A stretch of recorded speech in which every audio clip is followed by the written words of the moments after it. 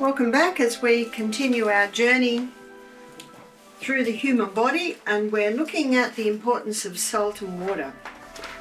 We've looked at the types of salts and the different types of salts, and we've looked at why they are good and why they are not good. We've also been looking at water and how the body uses it. And I did mention this yesterday, I'll mention it again, and I think you will remember this, that the hydrochloric acid is made in the liver, and it needs 2 cups of water yesterday to make enough for breakfast this morning, 2 cups of water yesterday to make enough for lunch. Now that's just for your hydrochloric acid. It's a very misunderstood digestive enzyme, is the hydrochloric acid. So just as water dilutes it when we drink with our meals, we also very much need it for even the production of hydrochloric acid. So we've looked at what happens in the stomach. Dr. Batman Gahaldij, Dr. B, said in his book, One of the Body's Many Cries for Water, that when a person's chronically dehydration, they start to make too much saliva. Isn't that interesting? And one man said to me, well, my body is adapted quite well to my dehydration. As you can see, at a cost. Let's start at the top of the head. Your head from the neck up is 85% water. From the neck down, it's 75% water. And your cells, around them is your brain cells, is fluid. Now on Saturday morning, when I talked about the brain's cleaning process, I also talked about in another lecture on sleep how at night the cells shrink a little bit to allow more fluid around the cells to be able to cleanse. Remember the lymphatic system? There's a cleaning system that happens every night.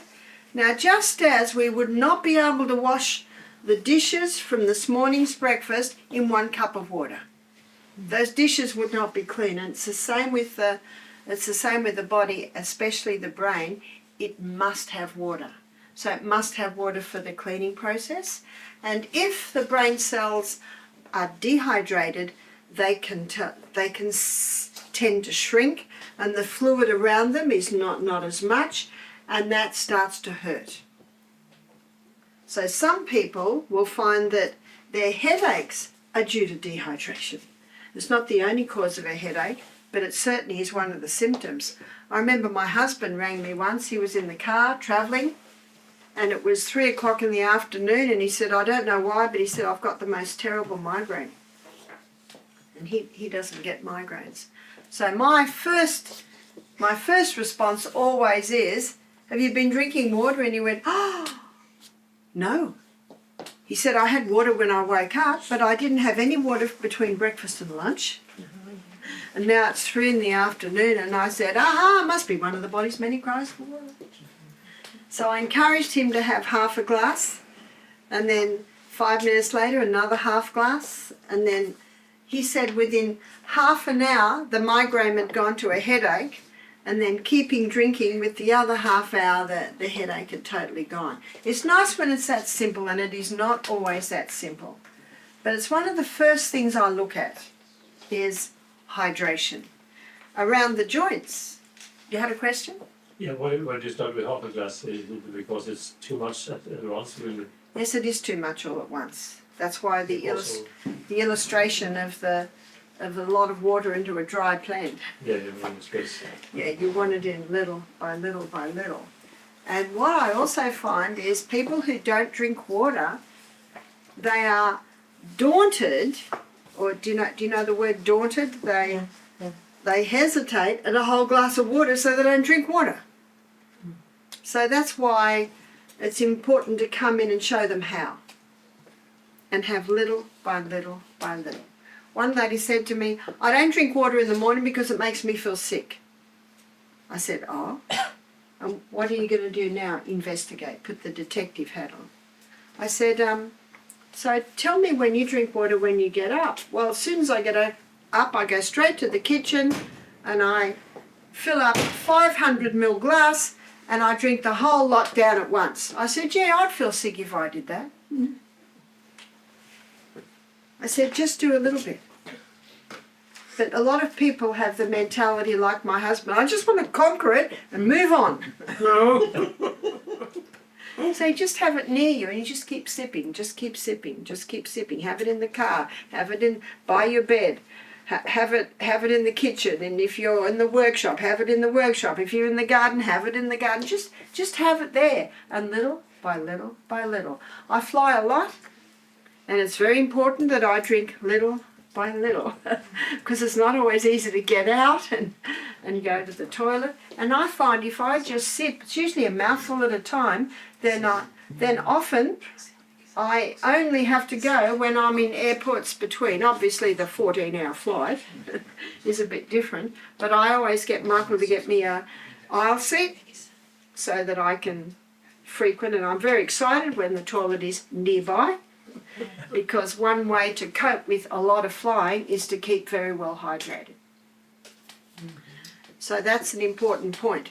And you can even do an experiment on yourself and have a mouthful of water every 5 minutes. All through the day, of course, stopping before lunch and starting again after, and just document how much water you get in a day. You might find you're getting more water in than when you were drinking large amounts. So it's even a good experiment. And say to your clients or guests that come to the retreat, you know, I did an experiment on myself one day, and I drank a mouthful of water every 5 minutes. And do you know how much water I drank that day? and just document that. Obviously, you'd have to be somewhere where you could have a mouthful of water every 5 minutes. Around the joints is synovial fluid. And I can open and shut my hand quite easily without any pain because there's fluid around my joints. But in dehydration, the body goes into a form of drought management. And what it does is it sees the drought and it looks at where it can take water from. And the first place it'll take it, we looked at that, is the lining of the stomach, but it needs more because it's got to keep up full blood volume. So another place it'll take it is from around the joints. So when you're looking at someone with arthritis, always check how the water is. I might have mentioned that my mother died at 51, a cripple in a wheelchair with rheumatoid arthritis. My mother didn't drink any water, maybe 1 glass on a hot summer day, but she drank lots of cups of tea. So I believe now, looking back at my mum, I didn't know much, I was only 25 at the time, but I know a lot now, and I look back and assess what happened with mum. And mum did not know. She did not know how important water it was. And she did not realise how dehydrating her cups of tea were. So I think it was a big contributing factor to her arthritis was her chronic dehydration, because the water is taken away from the joints. 75% of upper body weight is held in your lower back by water. Once again, please. 75% of your upper body weight is held in your lower back by water. So another cause of lower back pain, how many people suffer from lower back pain? And again, there can be a few causes. One is they bend like that instead of like that and use their thighs. So that can be one cause, is just straining the back. But another cause can be dehydration. So my husband has a friend, and he lives down in the bottom of Australia, and he's a bricklayer. We call him a brickie. Do you call them that in Sweden? He's a bricklayer, you know, laying bricks. And he was talking to Michael one day, and he said, all the guys on the job site and myself, we've just got these terrible lower back pains. And Michael said, what do you drink? He said, we all drink Coke. We go out in the morning with bottles and bottles of Coke. And Michael said, I've got a challenge for you, mate. Stop the Coke and start drinking water. And he said, as if that would make a difference. There's plenty of water in the Coca-Cola. And you'll find people will say that. So your answer can be, that is true. But Coca-Cola has dehydrating agents in it. The caffeine, the sugar, the phosphoric acid, they're all dehydrating agents. And Michael said, just try it, mate. You got nothing to lose. So they did. And after 3 days, he rang up Michael and he said, none of us have got lower back pain. All because they stopped drinking Coke and they started drinking water. Your lungs. In your lungs, you have approximately 300 million alveoli. So, here's a lung, very primitive looking lung. The trachea splits and comes down and then splits more and more and more. It's like the branches of a tree. So it comes down smaller and smaller, smaller, smaller, smaller. At the end of every bronchiole, there's looks like a little bunch of grapes, so I'll magnify it for you, and it's the alveoli. And the alveoli is where the gaseous exchange takes place. So we've got about 300 million. It is estimated with every cigarette smoked, 1 alveoli explodes. And when 2/3 of the alveoli are destroyed, that person has emphysema. Once that alveoli is destroyed, it can never regrow.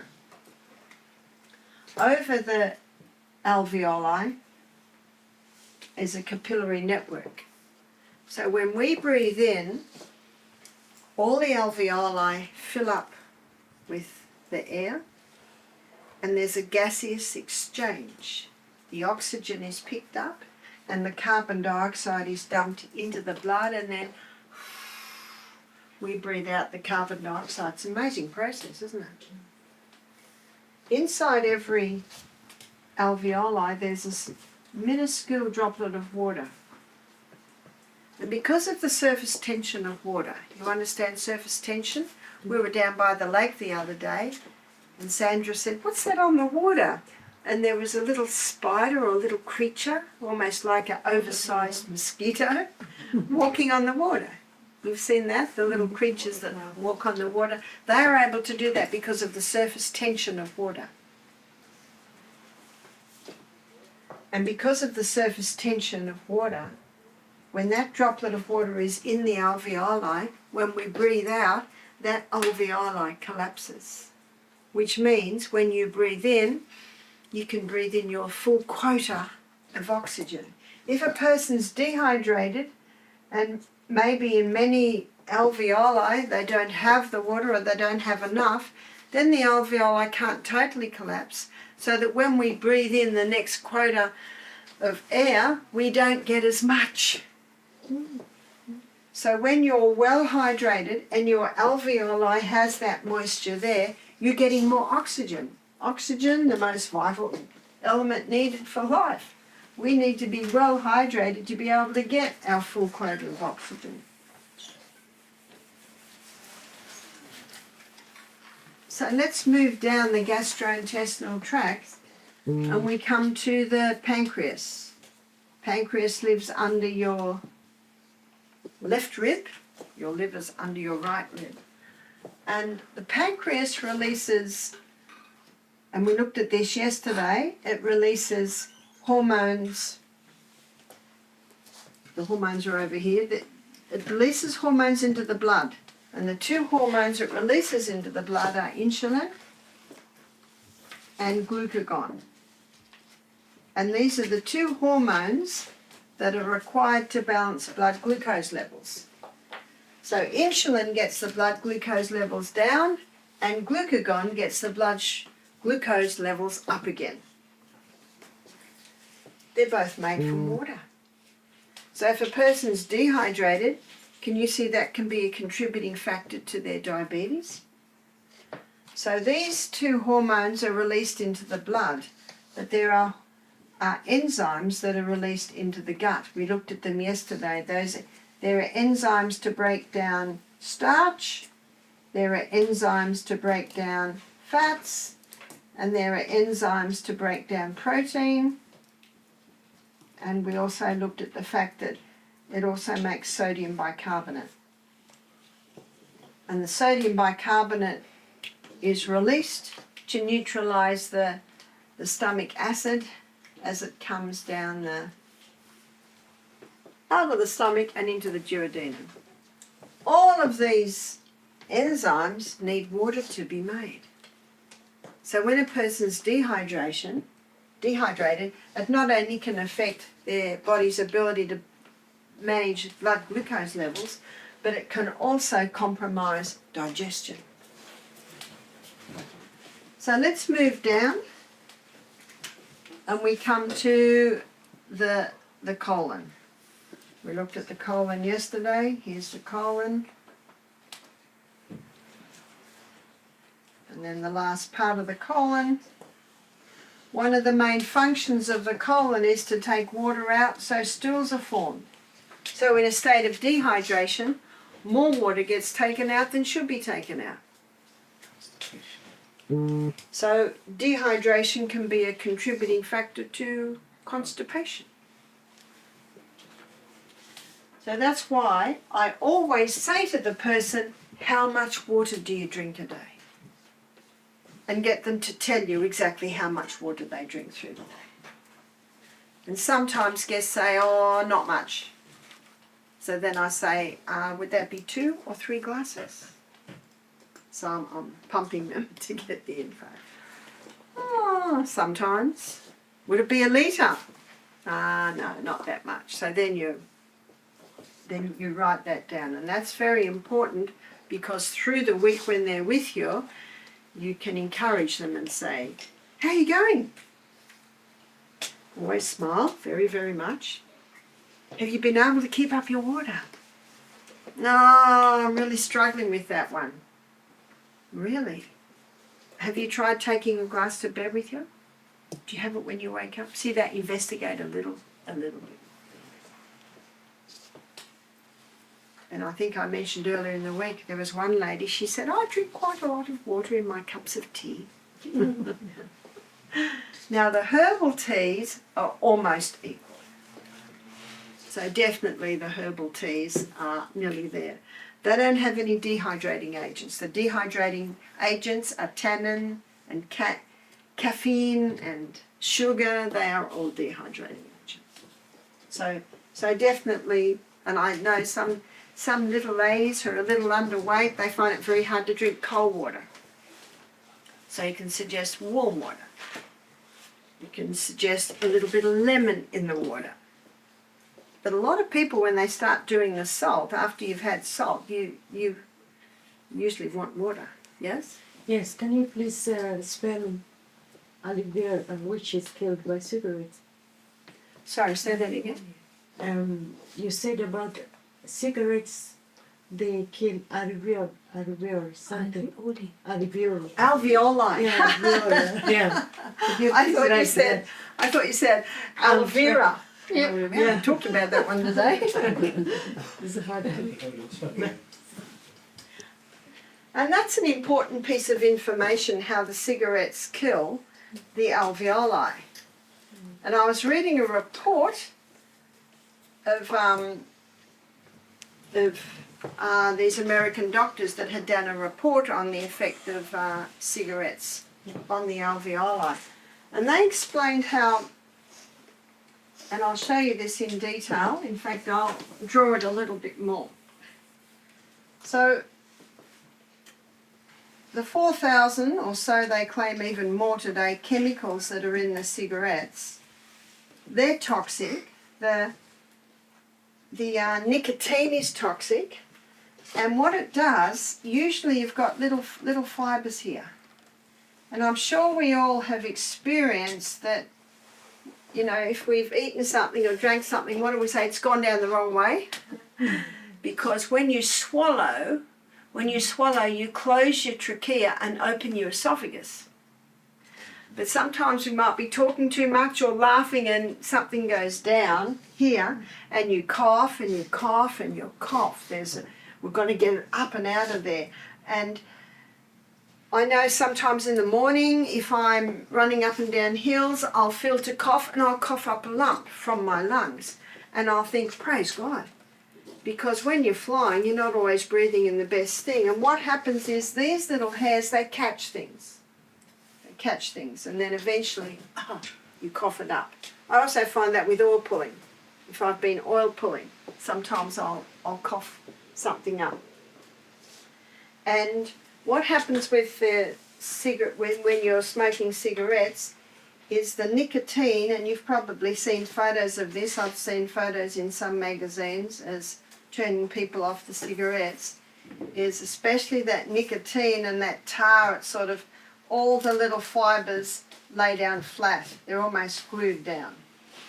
But something else is happening, and that is because of the toxins coming down here that are irritating to the fine lining, then mucus is produced. Mucus? So can you see what's happening here now? That the airways are getting narrower. And so the person's breathing in the oxygen, they're breathing out the carbon dioxide, but this guy here, he can't get rid of all his carbon dioxide. So it's still fairly full, and then the person breathes in, and the overload of these gases, it explodes. So that's basically how the alveoli die. When they're dead, they cannot regrow. But you can strengthen what remains. So what is encouraging to tell the smoker is that as soon as you stop smoking a cigarette, and I can't tell you how long it'll take, but when they stop smoking a cigarette, and ideally our health retreats are way out in the country in the beautiful fresh air, then the mucus is no longer necessary to be produced there, and these little fibres start growing again. So when I say that alveoli cannot regrow, but the little fibres, they start to regrow. It's not surprising that a smoker may be coughing up lumps for even a couple of years after they stop smoking. That's not unusual, because there's a lot of cleaning up to do down there. And remember, I've greatly magnified this. So there's the lungs there. You've got 300 million of these, and you've got all these little bronchioles. Magnified, they're all like that. So the lungs need to be looked after.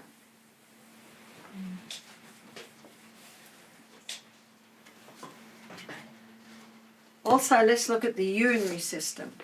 Your urine should almost be the colour of water. So when a person is dehydrated and their urine gets very strong, that can harm all the little, remember those little, you've got 1 million in each kidney, and your kidney's as big as your fist, all of those little filtering units.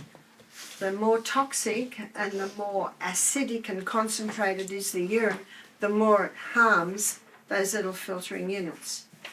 I'll give you a story to illustrate. When I was working in the Bronx a few years ago now, they brought a man to me who was about to go on dialysis, but he could not go on dialysis. So this is 2004. So there was no Obamacare then. So in 2004, if you did not have health insurance and you had a problem, the doctors would not see you. If you couldn't pay, they basically sent him home. So I went and saw him, and his legs were huge. Now, I'm sure you remember when I talked about how those little filtering units, they manage pH, they manage sodium and water levels and blood pressure.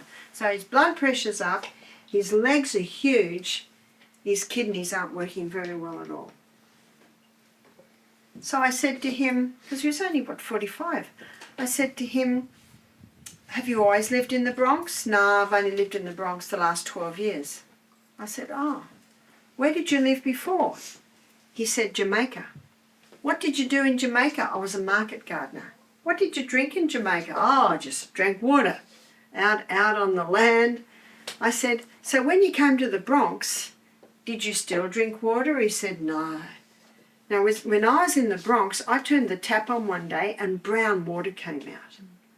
So the house that I was staying in the Bronx with this family, they have huge big containers of water to cook in, and they have smaller bottles of water, and that's what we drink. The only water we used in the house was to wash our bodies and to wash the dishes. And no house in the Bronx has a laundry. They go to big laundromats with 50 washing machines and 50 dryers, and they have huge big television screens in the laundromat for all the people are sitting there waiting for their washing to happen. I found that intriguing. So I said to him, so when you came to the Bronx, what did you start drinking? He said, oh, soda pop. So what do you call it here? You know, the fizzy drinks? Soft drinks. So he goes in to buy something to drink. There's water, but here's something far more exciting. And if you taste water, it really has no flavour. And if you taste the soda pops, it tastes much nicer. So he went from a market gardener drinking lots of water and came to the Bronx and started drinking just the soda pops, the soft drinks. Can you see what happened to his kidneys? His kidneys basically just stopped functioning because they had no water. It was a very sad case. I don't know if he survived because at that stage, if you didn't have care or you didn't have the money, you weren't seen by the doctor. What could I do? Not very much. Not very much at all. One lady told me that she had a friend who came off dialysis by drinking the coconut water. Remember the coconut water we talked about in the green coconut? Very, very high in minerals. But I have not had experience of people coming off dialysis. So when you read one of the body's many cries for water, I've just touched on some of the areas that he goes into detail. Now I did mention that when the body doesn't have enough water, it goes into a form of drought management. Now the hormone that it releases to help manage the drought in the body is called histamine. So when a person's dehydrated, their histamine levels rise because histamine is what is used by the body for the drought management. And so when someone's histamine levels are high, what's the reaction in the body? Allergies. So this gets us back once again, when someone has an allergy, it may be due to dehydration. Or it may be due to an allergy to the five allergen foods, or it may be they're living in a mouldy house, or it may be that they've got a lot of exposure to chemicals. That's why in case of sickness, what's the first thing you do? Ascertain the cause. And do you remember Dr. Batman Gaheldi's other two titles to his book? He's not sick, he's thirsty. Don't treat thirst with medication. The only time exercise doesn't work is if you don't drink before exercise. And at Misty Mountain Health Retreat, we do an exercise program in the morning. So the first thing our guests do, we encourage them to take water to their room. We encourage them to try and drink a glass of water before they come into the health centre in the morning. When I say the health centre, we have rooms in our health centre, but some of our guests are staying out in other dwellings. So ideally we ask our guests to drink at least one glass of water before they come into the area where our exercise coordinator has a whole row of aloe water. Remember we talked about the aloe water with a squeeze of lemon? So if they have a glass of water in their room and then the glass of aloe water, then when they're doing their exercise, they've had a quarter of their daily quota of water before 6:30 in the morning. So when you explain it like that, it becomes very reachable. So when I worked as a psychiatric nurse, we always had the social workers. And what the social workers did is they would come in and they would look at where the person's going home, they'd look at the situation at home, and do they need help? Do they need care at home? Do they need, how can we implement this at home? So as medical missionaries, I believe we also need to be social workers and showing people how they can drink water, showing people how they can implement this into their daily lives. And what you'll find is often you get resistance. And so when you get resistance, then you say, well, would you do this? Well, would you do that? Now, I remember one day I had this girl, and this girl had anorexia. Anorexia is when they think they're really big and they just stop eating. And she was with us all week. And when I first consulted with her, I was intrigued. How did this happen? She was there with her mother. And the mother said, we came back from holidays and she'd started. And I said, where did all this start? And then she admitted where her mother was away, she'd gone to a site on the computer on anorexia, and she'd started watching it. And what happened was the thought started to go into her mind. The thought. We have to be so careful on what goes into our minds, don't we? And it's very difficult today with the computer because so quickly can children be taken in. If adults find it hard, how hard is it for children? So she had this in her mind. Now she was the same size as me, but she wanted to get down to 45 kilos. And I said, well, quite possibly on the juicing day you might come down. Well, she didn't. So she was even more upset. And she would not eat breakfast. She would only eat lunch. And I had a lot of trouble getting her to drink water, but what I appealed to her was, you won't be as hungry if you drink water. So she started to drink a little bit more water. The mother was beside herself because she didn't know what to do. And you never nag because it never does any good, and sometimes it can alienate you from the person. So I did get her to drink water, which is something she was not doing. And when I had the final consultation with her, I was trying to find something that she would have for breakfast, because she would only eat one meal a day. So I'd say, would you do this? No. Would you do this? No. Would you do this? No. Would you do this? No. I said, well, what would you do? So then you ask them. And she said, well, I only want to eat one meal a day. And I said, but what if a little bit down the track you might consider eating breakfast? Let's put a breakfast together just in case further down the track you might eat breakfast. And so in that way we got out of her something that she would eat. But the good news is that on Saturday morning when I talked on the mind, when I talked about the reason, intellect and judgment and the interaction that part of the brain has with our thoughts and our feelings, praise be to God, something clicked in her mind. Something clicked. Don't we praise God the way He can work? You don't know whether some of the things you're saying. And then Sunday morning she got up and she had breakfast with us. That was huge. Absolutely huge. And then she emailed me 3 weeks later. She said, I'm happy with my body. That's huge. Yeah. She said, I'm having breakfast every day. Praise be to God. Because anorexia, I don't know if you've ever dealt with that. You might have people come to you that's very difficult. But it's important to know that it is a mental illness. You know, that everything we do in our body starts here. It starts in our mind. And that's why it's so important to pray for your guests and to pray for wisdom for each one of them. And the more difficult they are, the more you pray. And you don't know, but God knows. He knows the words that will touch their heart. So when they went home, the mother was crying. She was so happy.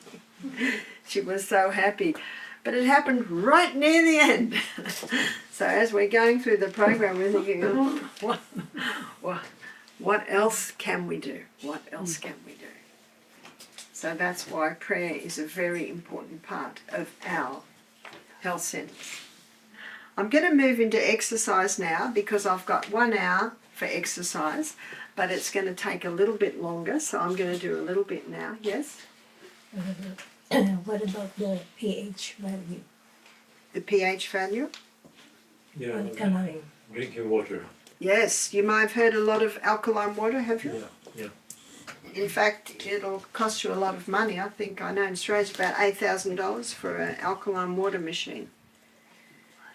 And do we need alkaline water? Alkaline water is great, and there are some reports. I think it's in Japan. They've been using it in surgery with great results. But as you saw in the acid alkaline lecture, what affects it most is the laws. Do you remember we went through the laws that pure air alkalizes, sunshine alkalizes, all the no list create an acid condition, early nights alkalize, just the right amount of exercise alkalizes. Proper diet does, meaning lots of fruits and vegetables, more alkaline foods. That has the most effect on the acid alkaline balance in your body. And it is true that most water is slightly acid because of chlorine and because of fluoride. But you can alkalize your water with a squeeze of lemon. That can help to alkalize the water. If you have an alkaline water machine, it certainly is, it will not hurt to drink it, won't hurt it at all. In fact, it is of benefit. That is true. But never drink it with your meal, because the alkaline water will help to negate very much your acid stomach. So I believe that you are far better to concentrate on alkalizing your body through the 8 laws, and particularly the food you're eating, rather than spend a lot of money on the alkaline water machine. But if you have an alkaline water machine, enjoy. It certainly can help. But one lady said to me, Barbara, my husband and my family, we like a bit of junk food. She said, we're always going to eat a little bit, so we've got the alkaline water machine to help. I don't know whether it'll help that much. Yes? About water, one more question. Honey in water, is that the same as having sugar in it? A little bit. A little bit. A little bit, And yeah. agave syrup as well? Yeah. You're best to train yourself out of the sweetening of the drinks, I believe. Yeah? What about structured water? What is structured water? Structured water is the water that they claim is the pure water that you get from waterfalls, for example. And that there are machines that can structure the water back into the form that we had before it came into This is a very interesting question. With waterfalls, do you know what the falling water is doing? It's oxygenating the water. Mm-hmm. And you can oxygenate your water. Do you want me to show you how? Mm-hmm. Get a glass of water and an empty glass and pour it backwards and forwards and backwards and forwards and backwards and forwards and drink it. It's that falling water. Remember your... So obviously we need to drink the purest water possible, and many taps should have filters on them. And we have beautiful water at Misty Mountain, and we have a filter, an ultraviolet filter in our health centre, but in all our homes we don't have it. I don't filter the water that we drink. Yes? I've heard that so many Adventist doctors drink distilled water. Mm-hmm. Is that really so necessary? I don't believe it's necessary to drink distilled water. We just drink the water we get at Misty Mountain. Some say you really shouldn't drink distilled water because you're not getting the minerals. How many minerals are in water? Not much. Not much. But it can be helpful to drink distilled water when you're on a detox, because the emptier the water, the more waste it can take out of you. That's really the only reason that I see. So let us move on to body movement. God designed that this living machinery, it be in daily activity, and that in that activity is its preserving power. So what's a preservative? something that stops you going bad or off, is that right? And I find that when I meet people in their latter years who are in good working condition, I already know they're exercising. And we had a young couple do our program. She was 78 and he was 82. And this couple was vibrant. And then I discovered they swim 2 kilometres in the sea every single morning. I said, no wonder you guys look good. They said, you should see us on the dance floor. They're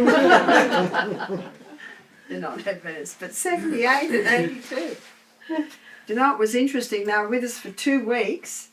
And mid 2 weeks, they both made a decision to stop their blood pressure medication and their cholesterol lowering and their blood thinners. Oh, they just came alive.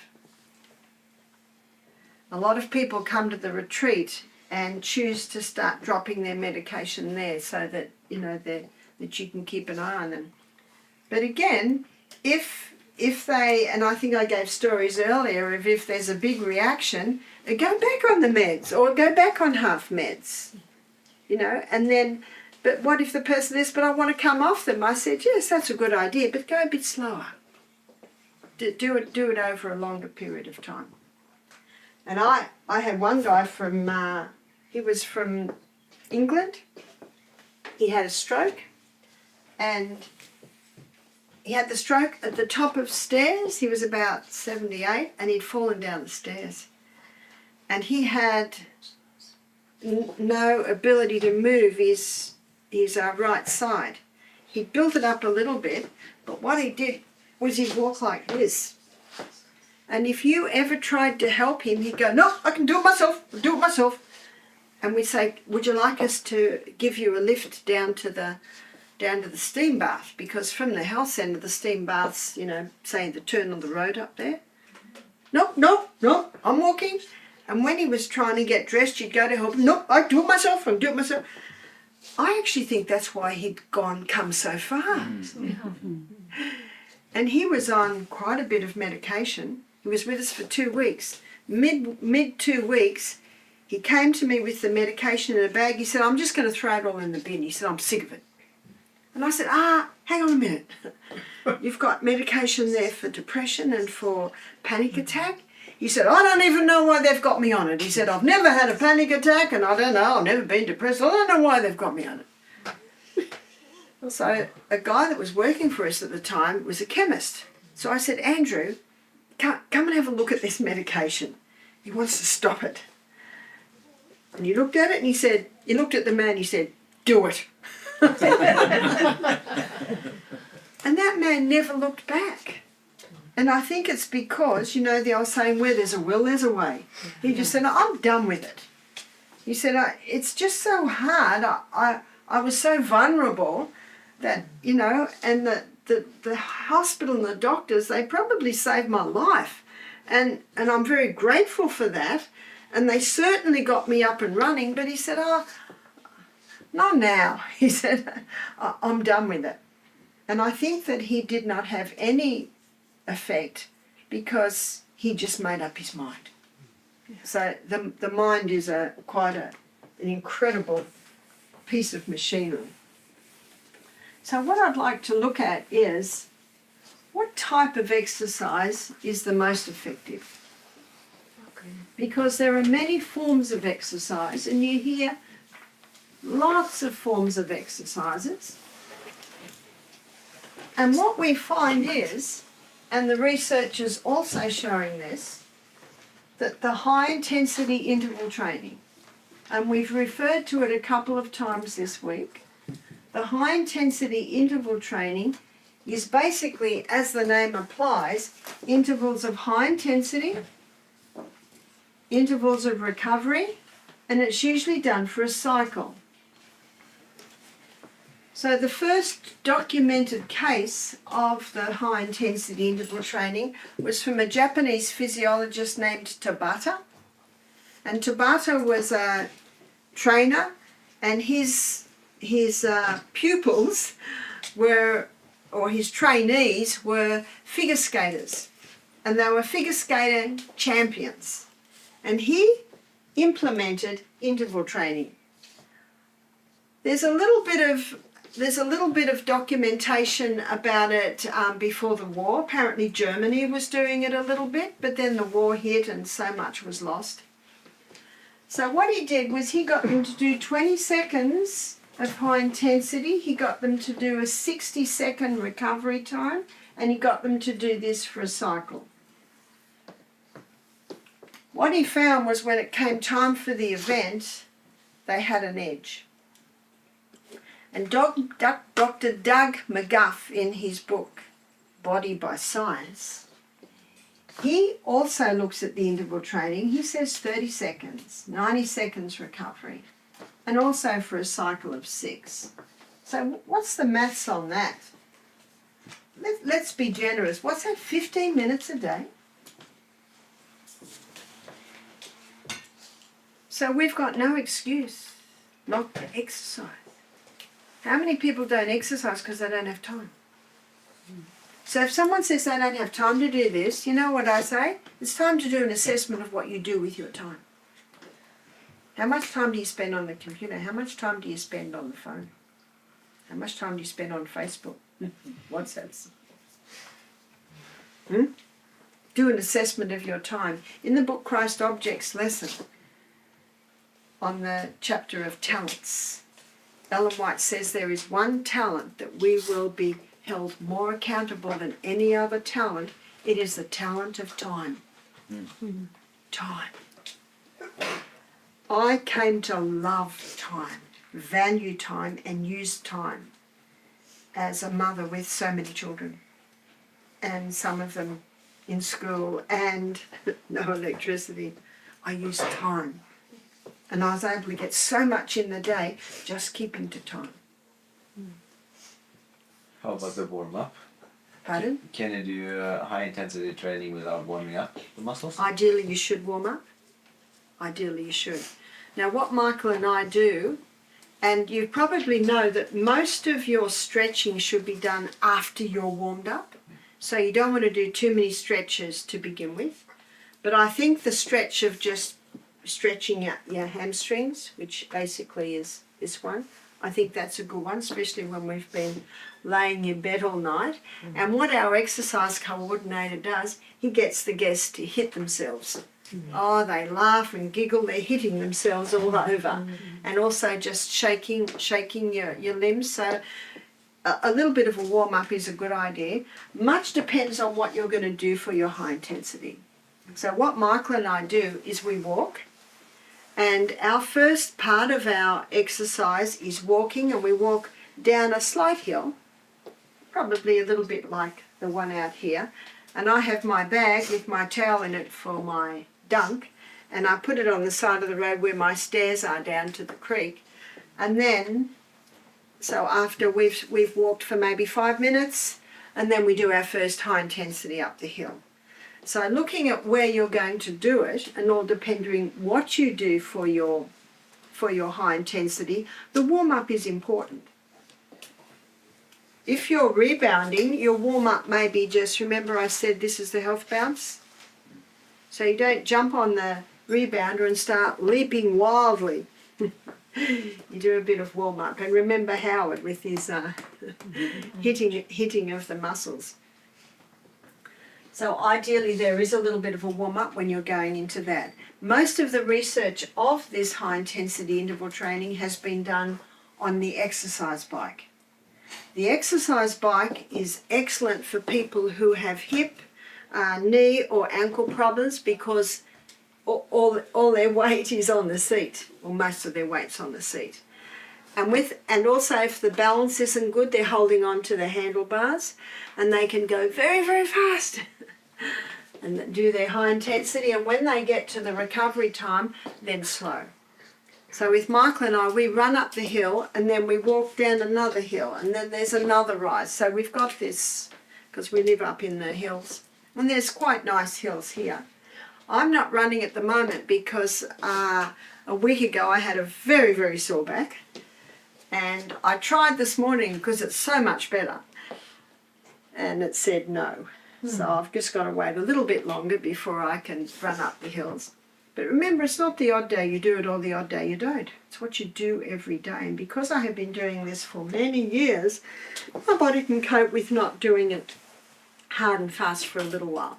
And when I dive in the water, when I first came here and started the breaststroke, back didn't like that, so I went on my back for a while. Well, this morning I did breaststroke and there was no pain at all. I'm very impatient, but it does take time, doesn't it? Yeah. And I do have to realise that I have some past injuries on my lower back. I manage them, and I think I manage them quite well, but when I have to sit on a plane, and when I was going from Scotland to Manchester, I got in the bus at 9 in the morning, hour on the bus, and then on the train, and then another train, and then, you know, crammed in, so back wasn't very happy with all of that. So you have a look at that and you understand why these things are happening. And just thank God every day for his healing powers. So it might be swimming, your high intensity. It might be push-ups, your high intensity. So it's whatever works for you. And it certainly is different for different people. What's your recovery? The research shows that even though you might feel like sitting down because you've been running so fast or going so fast, your recovery time is much better if it's just doing something. So your recovery might be just stretching.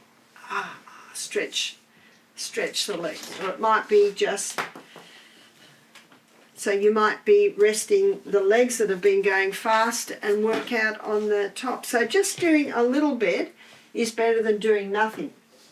Your fitness is not determined by how hard and fast you go, but how long you take to recover.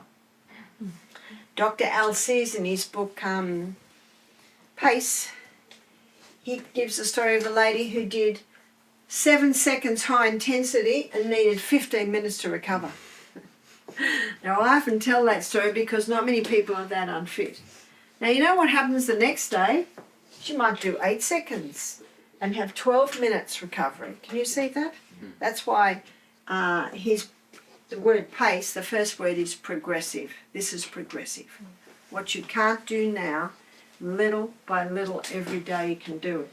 But what I'm thankful for, and I really wanted to show our couple here before the break what happens inside the cell.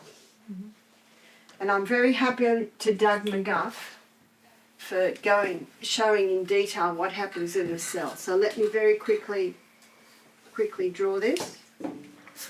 And we know it very well now, don't we? We've got the 20-step pathway, and how much energy does it give? 2. And the end result of the 20-step pathway is a chemical form called pyruvate. And pyruvate is the chemical form of glucose that gets fed into the powerhouse. This 8-step pathway is able to give us how much energy? 36 units of energy. Over on the side, remember our glycogen stores, our quick release glucose stores? Just sitting there in the muscle cell, waiting to be used if you run out of fuel. And if you're doing it early in the morning, you're going to run out of fuel real quick because you haven't eaten since the day before. And then we've got our fat cells, the most amazing storage unit in the human body. And that's what fat is, excess glucose stored. I also told you that this 20-step pathway, remember it's the anaerobic pathway, that's no oxygen. It's fast. It consumes a lot of glucose. The 8-step pathway is slow. And remember, that's your oxygen pathway. So let me show you what's happening here. 30 seconds high intensity. By the end of the 30 seconds, you are running out of fuel. It is early morning. And so what happens is the glucose molecules start to be plucked. Plucked down the pathway. Plucked down the pathway. Amazing process. But what's starting to happen is the 20-step speeds up, the 8-step speeds up, and there's a rate-setting enzyme in there that will always make this one faster and always keep this one slower. So more pyruvate is being made than can be fed into the powerhouse, and so it's stored as lactic acid. You've heard of lactic acid? But what's incredible is that in recovery time, when you're having a little bit of a rest, it's when we walk down the hill, your lactic acid is converted back into pyruvate and fed into the powerhouse. So two things are happening there. When you're in recovery time, your lactic acid is being mopped up. And when you're in recovery time, you're burning just as much fuel as when you're running for your life. What an amazing body. This is one of the reasons why this is such a powerful form of exercise.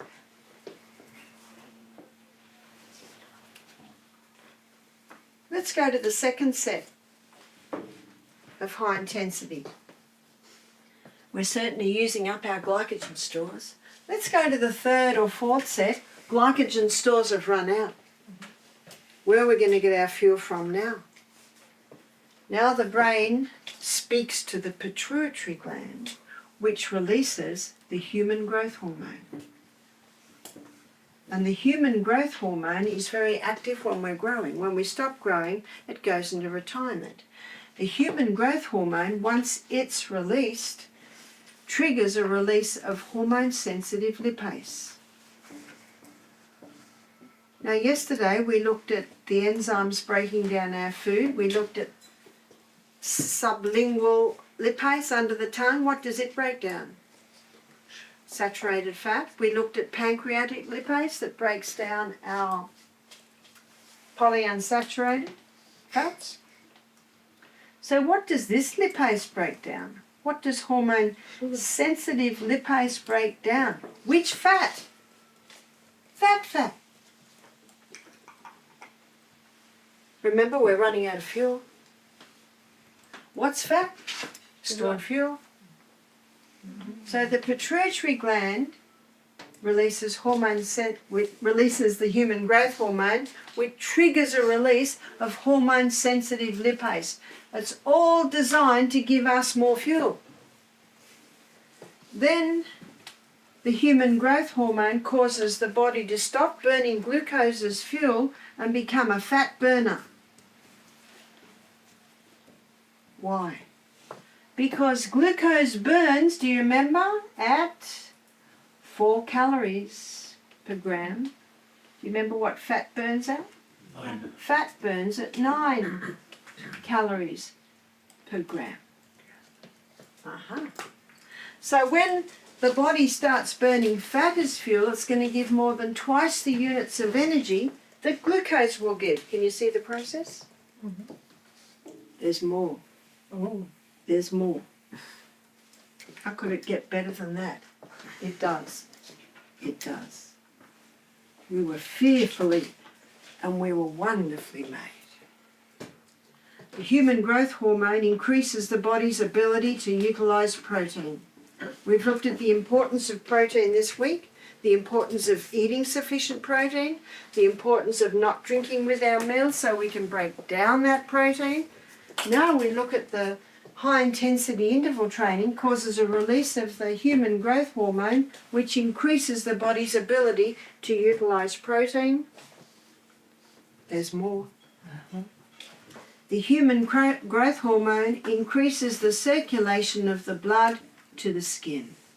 That slows down aging. So the young couple, the 78-year-old and the 82-year-old, 78 was the lady and 82 was the man. The skin on their face was smooth. Now, yes, they had wrinkles, and you're allowed to have wrinkles when you're in the 70s and 80s, but their face looked good. I've met people in their mid-60s and they're so lined.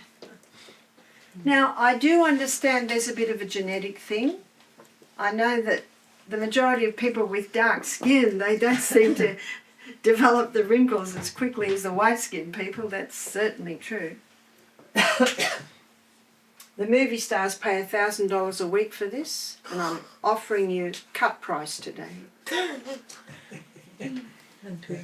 15 minutes a day. Thank you. High intensity interval training causes a release of the human growth hormone which stays active for 24 hours. God's work suffers because his people are sick. And one of the reasons they're sick is because they're not training efficiently and effectively for his work. And what's one of the training? It's exercise. I started exercising about, well, it's about 18 years ago now. I didn't used to. I just thought, oh, I'm okay, I'm busy all day, I'm jigging in the garden, I'm running up here, I'm doing this. But a situation happened that showed me that I was not fit. So I began. And I exercised for 3 years. And then one morning Michael said, I'm going to join you today. You never nag, because it never does any good. I've got some exciting news. Even though I'm not with him now, he exercises every morning. And Ellen White says in the book Counsel on Health, I think it's about page 56, in a short time you will so realise the benefits of pure air and exercise, you would not live without these blessings.